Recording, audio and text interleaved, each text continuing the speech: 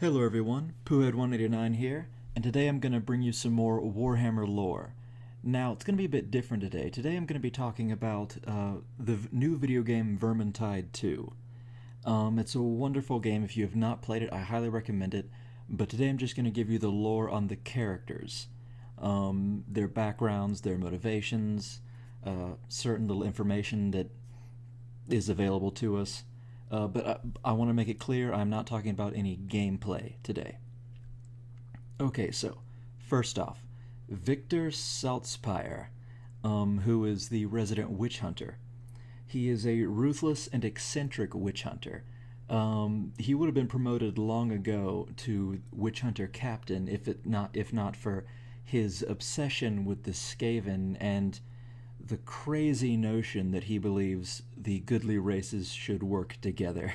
As anyone else knows, the Warhammer world and most of its races are extremely racist, and the witch hunters most of all. They are the Inquisition of Warhammer fantasy. They are suspicious of everyone and everything. Anything that is not a good saintly Sigmarite is not to be trusted, essentially. So he is considered very odd to think that dwarfs, elves, and even wizards might be able to help in their struggles. And also, as everyone else knows, the Empire does not truly believe that Skaven exists until the Vermintide actually appeared. So, most witch hunters considered him crazy and took his opinions with a grain of salt. After the Ubersreich campaign, however, from the first game, he was finally promoted to captain for the results of how well he did in slaughtering Skaven. He was the son of a blacksmith before he was inducted into the order. One of the missions in his younger years had him chasing a vampire's thrall, once the daughter of a wealthy Burgomeister. I don't know if I should be saying this in a different way. I'm obviously not German or Imperial, but that's how it's spelled. Into the Burgomeister's very own mines. The Burgomeister was very wealthy. He owned a few mines of his own. Victor not only found the girl that he was chasing, but he found the most foul substance, warpstone, and a horde of Skaven he barely managed to slay before they killed him. Since then, he has had an obsession with the most vile of races, willing to team up and converse with others that, as I said, most witch hunters would not. Then again, most witch hunters suspect their grandparents of being heretics. Some of the fluff does suggest that Victor is a bit of a softy, very deep down at least. He sees himself as the team leader, though others in the group don't exactly share that opinion. But the Ubersreich campaign did begin with him escorting Sienna the Bright Wizard to the city of Ubersreich to face trial. And though that sounds unrepentant, he had the right to summarily execute her where he found her because she'd apparently burned down a barn that someone accused her of doing, and he could have killed her then and there, but he decided to give her a fair trial, and the only place she would get one would be in Ubersreich. He also hired the Imperial soldier Markus Kruber to guard Sienna, which also happened to give Markus leave to visit his family in the city. Markus had been wanting to leave the front lines for some time now. Of course, he is still a Templar of the Holy Order of Sigmar, and he frequently gives little sympathy to his teammates or their complaints. It's one reason he seems to get along with Bardin the Dwarf, as the bearded folk are also known for their grim and unapproachable moods. Next up is Sienna Fugonasis. I don't know why I said Ferguson. The Bright Wizard. Sienna is sassy and sarcastic.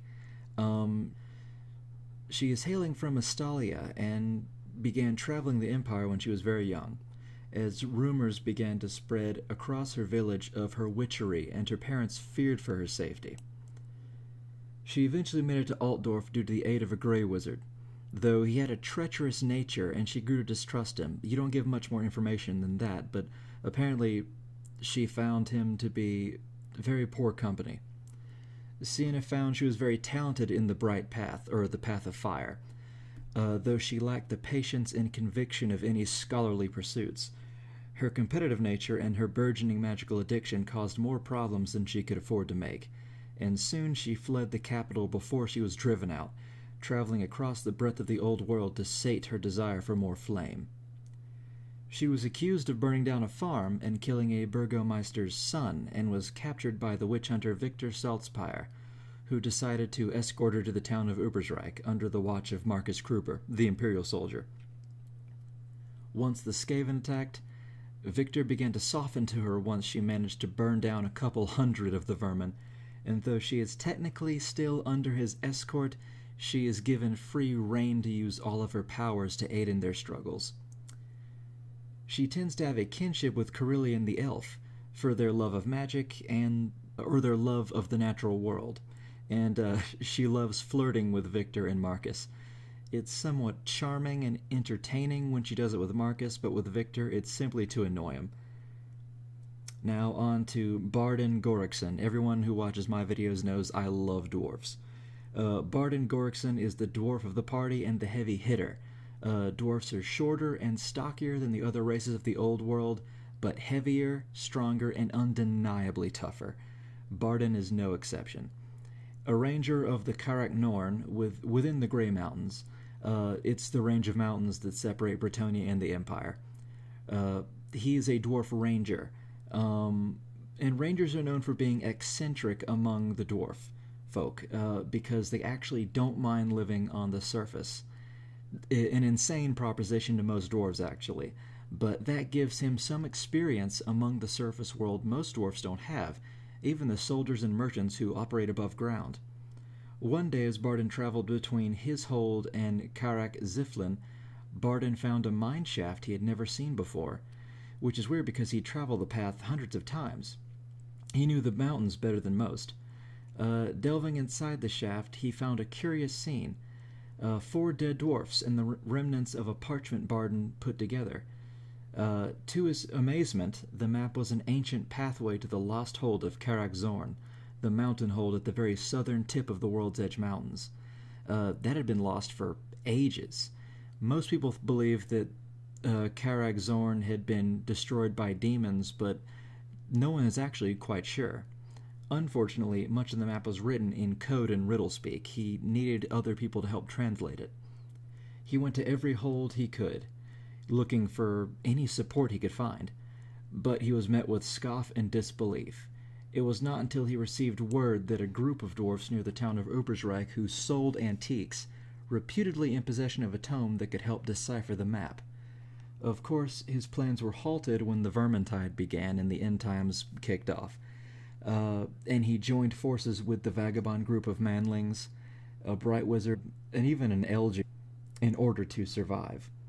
And yet he still retains his title of Hold Seeker and plans to find the tome and travel southward to find the legendary lost hold of Karak Zorn. Before he became a ranger, BARDINE was an Ironbreaker, one of the most elite guard of the dwarven underway roads, and after the Ubersreich campaign, he dons the Gromril armor again to fight the Skaven, his most hated of foes. The Slayer subclass is actually the dark side of the results of the Ubersreich campaign, as if like a dual timeline almost, where it splits. Where BARDINE sees the end of the world is nigh and there is no hope of finding Karak Zorn, so instead of taking the Ironbreaker's armor, he takes up the Slayer's crest and shaves his head to seek an honorable doom. Now to Carillion, the Wood Elf. Carillion, as I just said, is a wood elf from Athelloren, a Way Watcher, one of the sentinels of the forest, famed even among the wood elves for their accuracy and stealth. The reason for her leaving Athelloren and traveling to Ubersreich is kept a secret by her, so this won't be nearly as long as the others. But apparently she gave a witness to a ritual she would have been better off having not seen, and dialogue with Sienna indicates the elf has a curse on her somehow. There's just very little known about Carillion's past. Despite the mysterious backstory, she is one of the most lively characters in the game. She has a very odd friendship with BARDINE, who she seems to criticize and make fun of in the lightest way among the group, and she insults everyone. A lot. Perhaps that's because both of them kind of see humans as the new race on the block, but at the same time, it's very odd because elves and dwarves truly hate each other. Though she seems to have grown fond of Sienna and Markus a bit. She gives great respect to the ideal of freedom, telling Markus he should choose his own path, and she also apparently fears the Packmaster Skaven very much. She seems to have a real fear of imprisonment. Finally, we're going to talk about Markus Kruber. He's the Imperial soldier.